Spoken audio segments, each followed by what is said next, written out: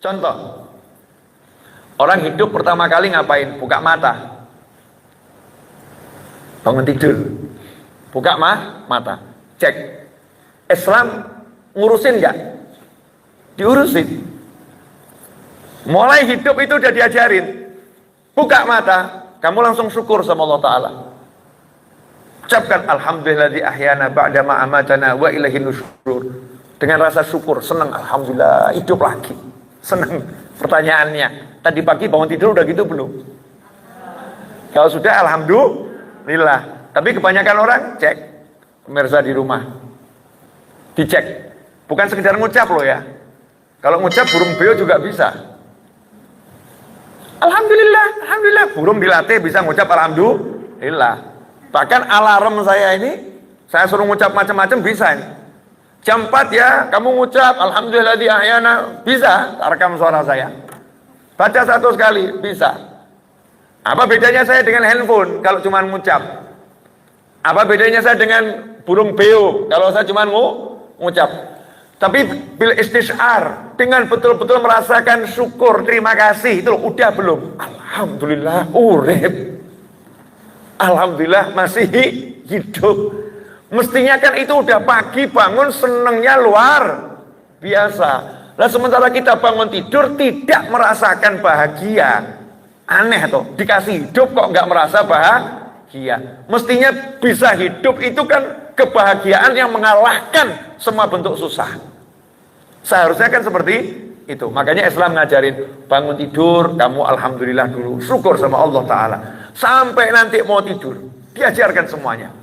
Masuk pasar, keluar pasar, duduk, ya apapun itu. Tidak ada yang tidak diajarkan oleh Allah Subhanahu wa Ta'ala melalui Nabi Muhammad SAW. Pertanyaannya, kenapa Allah mengajarkannya lewat Nabi Muhammad SAW? Enggak textbook, enggak panduan Al-Quran gitu saja. Nah, karena itu kita nggak boleh belajar Al-Quran gitu saja.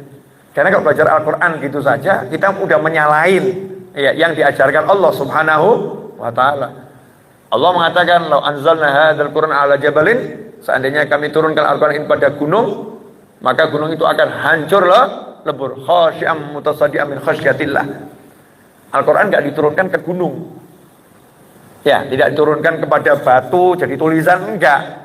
Ke gunung Al-Quran itu enggak, tapi diturunkan kepada siapa? Manusia, dan bukan sembarang manusia. Manusia yang terbaik, yang terkuat, yang terhebat, yang termulia, ciptaan Allah yang paling luar biasa, yaitu baginda Muhammad SAW. Diturunkan ke Rasulullah, di mananya? Diturunkan ke hati Nabi Muhammad SAW. Nah, Rasulullahnya disuruh menyampaikan kepada kita. Nyampaikan bukan membaca ayat, tetapi membaca dan mempraktekannya dalam kehidupan. Makanya nggak langsung Rasulullah duduk kemudian bacakan 30 juz, kan nggak loh. Rasul kan nggak duduk kemudian saya dapat Al-Quran 30 juz. Walaupun Al-Quran udah turun ke dada Nabi SAW 30 juz. Langsung 30 juz ke dada Nabi Muhammad SAW. Hanya saja Rasul mengeluarkannya ayat demi ayat, nunggu perintah malaikat Jibril dari Allah Subhanahu wa Ta'ala. Malaikat Jibril membaca dari langit dunia dulu. Malaikat Jibril nggak membaca yang ada di hati Nabi Muhammad SAW. Hati Rasul ini privasi ilahi. Tapi yang ada di langit dunia ini. Disitulah malaikat Jibril mengatakan, keluarkan ayat ini dulu. Keluarkan ayat ini dulu. Atas perintah Allah Subhanahu wa Ta'ala. Kenapa seperti itu? Agar Al-Quran dipraktekkan dulu oleh Nabi Muhammad SAW. Dipraktekkan, dicontohkan. Makanya Sayyidatuna Aisyah radhiyallahu anha ketika ditanya bagaimana budi pekerti akhlak Nabi Muhammad SAW, jawabannya kana khuluquhul Quran. Ya, itu Al-Quran itu akhlaknya. Makanya seseorang yang mau betul-betul mengerti Al-Quran, ya harus belajar sejarah kehidupan Nabi Muhammad SAW. Kalau enggak akan ngerti Al-Quran. Tidak akan ngerti. Karena Al-Quran itu diterjemahkan langsung oleh Allah Ta'ala lewat Nabi Muhammad SAW. Kalau tidak mau belajar sejarah Rasul, nanti akan terjadi salah penafsiran yang luar biasa. Contoh, ini contoh satu ini insya Allah cukup. Ya insya Allah cukup. Walan tardu ankal yahudu walan nasara hatta tattabi'a millatahum. Walan itu kalau udah pakai lan di Al-Quran itu tidak mungkin. Ya tidak mungkin. Tidak mungkin ridho kepadamu al-Yahud walan Nasara, Yahudi dan Nasrani, sampai kamu mengikuti mereka.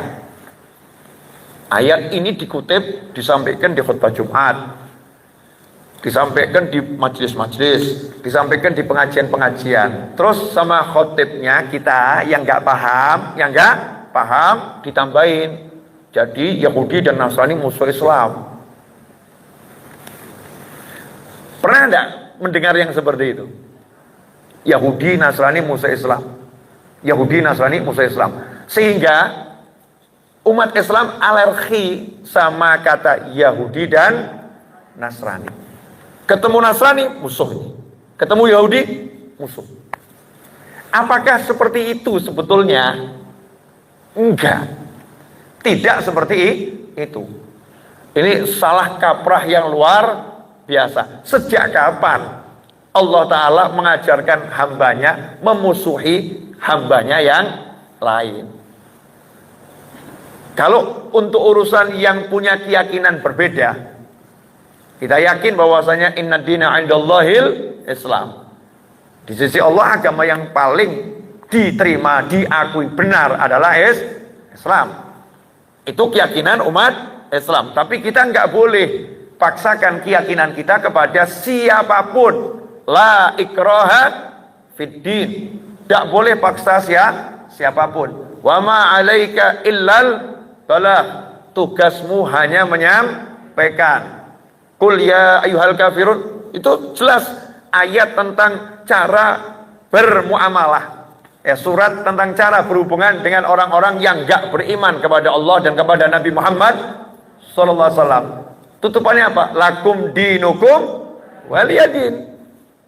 Gak ada ajaran musuhin, gak ada ajaran membenci. Ya, lantas ayat ini bagaimana penafsirannya? Bagaimana maksudnya? Ayat itu turun khusus kepada Nabi Muhammad SAW. Di masa hidup Nabi Muhammad SAW, ketika Rasul berdakwah menghadapi orang musyrik, menghadapi Nasrani, menghadapi Majusi, menghadapi Yahudi, maka terjadi banyak hal. Ada orang-orang Nasrani yang berhubungan baik dengan Nabi Muhammad SAW. Ada orang-orang Yahudi yang berhubungan baik dengan Nabi Muhammad SAW. Ada orang-orang yang musyrik tapi berhubungan baik dengan Nabi Muhammad SAW. Tapi ada Yahudi dan Nasrani, kalau bahasa Indonesianya oknum Yahudi dan oknum Nasrani, yang tidak menjalin hubungan baik dengan Nabi Muhammad SAW. Nabi bertugas mendakwahi semuanya. Nah, ketika Rasul berdakwah dengan semaksimal mungkin, sebagus mungkin, sehebat mungkin, ada oknum Yahudi dan Nasrani yang melakukan penolakan dengan keras, itu membuat sedih hati Nabi Muhammad SAW. Maka beliau merasa, saya kok gagal ya, itu kalau bahasa kita gitu. Saya kok gagal ya. Berarti saya kurang bagus, berarti saya kurang hebat, berarti saya kurang baik, saya kurang. Disitulah Allah kemudian memberikan pernyataan, bukan kamu yang kurang, bukan kamu yang kurang, bukan kamu yang lemah, bukan kamu yang belum hebat menyampaikan, bukan. Tapi kalau untuk yang itu oknum-oknum itu memang wataknya seperti itu. Kalau kamu nggak ikut mereka, ya mereka nggak akan terima kamu sama sekali. Nah, itu dibuktikan dengan bagaimana Nabi SAW bermuamalah dengan orang-orang Nasrani di zamannya dan orang-orang Yahudi di zamannya. Jadi kalau kita baca sejarah tahu, tidak ada paksaan ya kepada siapapun. Sampai-sampai tetangga Nabi Muhammad SAW adalah seorang Yahudi. Apakah ketika punya tetangga Yahudi, Rasul umumkan pada sahabat, tetanggaku Yahudi ya, jangan dekat-dekat sama tetanggaku ini? Apakah seperti itu? Ini Yahudi musuh Islam. Ya, apakah seperti itu? Ayo pindah rumah, jangan bertetangga sama Yahudi. Apakah seperti itu? Enggak. Nabi SAW justru anaknya Yahudi ini direkrut jadi karyawan. Karena tugasnya adalah wahyi, menyampaikan hidayah. Maka diajak muamalah, yuk jadi karyawanku. Diizinkan sama bapaknya, anaknya jadi karyawan Nabi Muhammad SAW. Siapa ini? Seorang anak Yahudi. Ya, seorang anak Yahudi. Hasilnya anak Yahudi ini sakit. Apakah Nabi SAW kemudian mengatakan, tuh ada Yahudi sakit, dah biar mati sekalian? Apakah seperti itu? Oh, itu anaknya sakit, hukuman buat bapaknya itu, biar tahu tuh rasanya ya, ini baru di dunia, nanti di neraka seperti apa. Apakah seperti itu? Enggak. Enggak ada cacian, enggak ada makian, enggak ada hinaan.